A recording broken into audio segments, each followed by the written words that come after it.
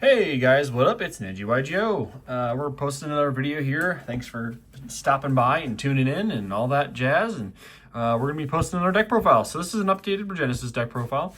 Not in the Genesis format, just Regenesis. And yeah, I'm really excited to kind of dive into this with you guys because, I mean, this is kind of the relatively new card that came out, right? Overlord. A lot of people play it because it's not that good. You can't really do anything with it in your hand. Sure, it's another reveal target, but you have to get it in the grave to actually use it, so it kind of sucks.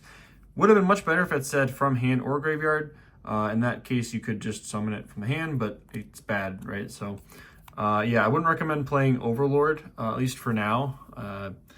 Deck's still kind of in the grindy state, and we don't want to get sucked into that. So, yeah, without further ado, let's get into it. So, to start off, we are playing the new Dogmatica Fleur-de-Lis the Thunderbolts.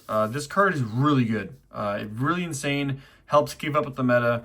In case you're not aware, it's essentially a Dracotail 5 mana, right? So it's a 2500 body, 2500 attack and defense body, keep in mind, that lets you summon itself from hand if your opponent controls a monster special from the extra deck. Sorry, if there's a monster in the extra deck on any point at either side of the field, you can quick effect special it. And then trigger effect, when it's summoned, you can set a Dogmatica trap.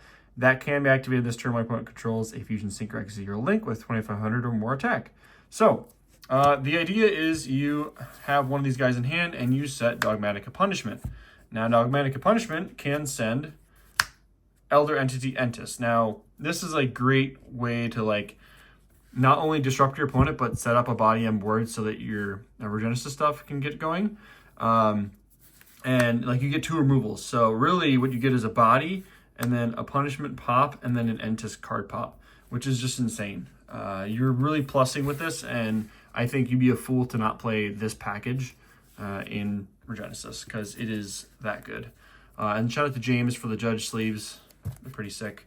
Onto our cash stuff, because we need the 2500 bodies. We are playing 3 Unicorn, naturally. Unicorn, Kashtira in general is still busted, so I would recommend playing 3 Fenrir as well. Can't go wrong with 3 Fenrir. Great going second card. Still a great going first card. And then 3 Pressured Planet, Wraith Soth, also still a great card. You want to search them. And then 1 Theosis and 1 Birth. Yeah, Birth is insane. I think Theosis is fine as an extender. That's whatever. But Birth is crazy, especially if they don't remove it. Against Dracotail, right, in a new chain, you just target the 3 cards in the graveyard and banish them all face down if they use one of their fusion spells. Yeah, it's crazy. Birth is insane. Probably the best card, arguably best card in the deck. On to the Regenesis stuff. We are playing 3 of the limited edition Regenesis Archfiend, your main searcher, and from Banished, might I add, as well as the 1 Sage and the 1 Lord. I honestly actually considered playing 2 Lord at one point, but you don't need it. I think if you wanted to play 2 Lord and get spicy, you could. It does add a certain level of consistency to him, because you can add back whatever you banished off of Lord with Archfiend. So there's something there. You could cook with 2 Lord. I wouldn't mind it. Next up, we got Dragon and Warrior. You don't need more than one of these.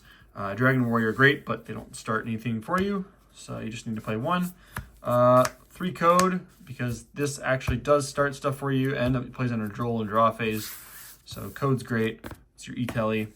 And then 3 of the Big Boy Regenesis Spell. This is the one that gets you to everything. So yeah, Regenesis Spell, really good. Make sure you're playing this. Neat fact about this too, because it says you can take Regenesis, add to your hand or send to grave, or if you control a Regenesis monster, you can add a monster with 2500 attack and defense, right? So that's the neat part. Attack and defense. So you're thinking, oh, most of the time you just add a Regenesis. Well, guess what? You can add this. This is crazy. So Regenesis now bridges into this Dogmatica. So like if you see Archfiend, which is in your normal combo, if you see an Archfiend or Code, and you use Archfiend to add Regenesis, you can go Regenesis search Fleur-de-Lis, depending on your hand, right? But you may want Fleur-de-Lis more than you want more Genesis stuff, because Fleur-de-Lis is really good, and it does add layers. Next up, we're playing 2 Birth. I think it's necessary, because you are going to end up in a grind game, and if they remove the first, the second comes in handy. Next up, our Pot of Greeds, essentially, and Call By are going to round this deck list out. And then I think for the 40, it gives 37 here.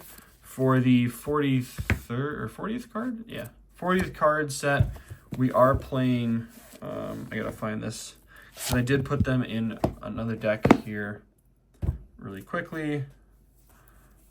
We are playing not 1, not 2, but 3 Ash Blossom, because it's the best card, right?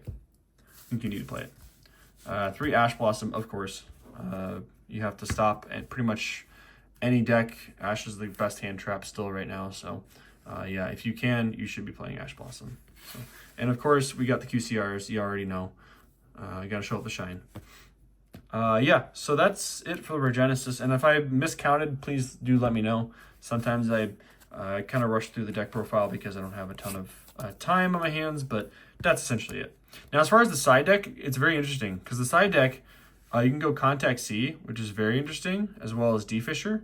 So this is like your anti-graveyard stuff, right?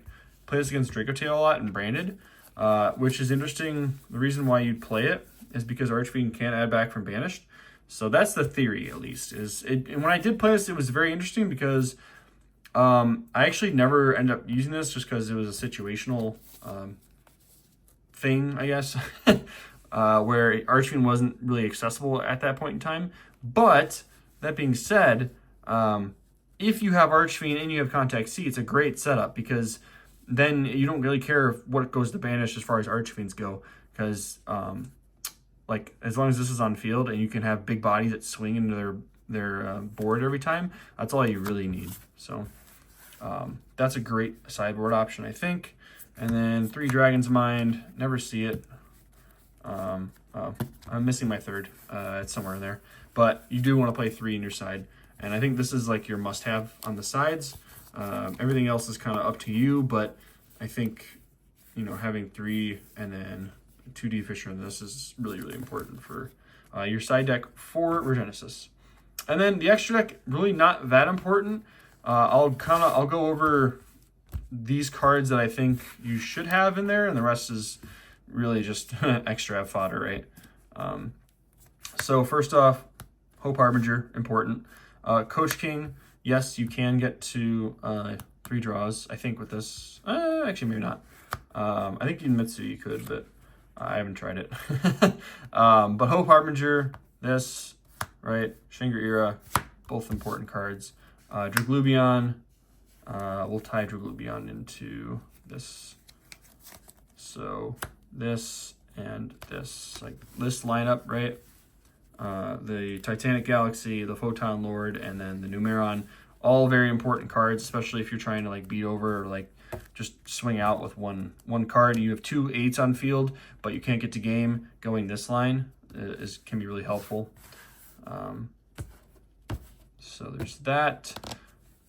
Big Eye is great, especially if your opponent has the Spellcaster, so it kind of sucks. So you can't, if your opponent has a Numeron, I think it is, or something. What's a fusion? If they have a fusion that prevents you from using Spellcaster or Dragons, it sucks. So you go into the Cybers and it board wipes. This guy's insane. This is World Gears of Theological Demagogy. So mouthful, but great card. Definitely want it in here. And then to round off the 2 other cards I think are necessary, Dark Armed Dragon, good for spot removal, and Entis, of course, for the sending, right? So that's it for the deck profile, guys. That was nice and quick. Hope you guys enjoyed it. And I'll see you guys on the next deck profile. It'll probably be Odeon. So, Neji out. See you later.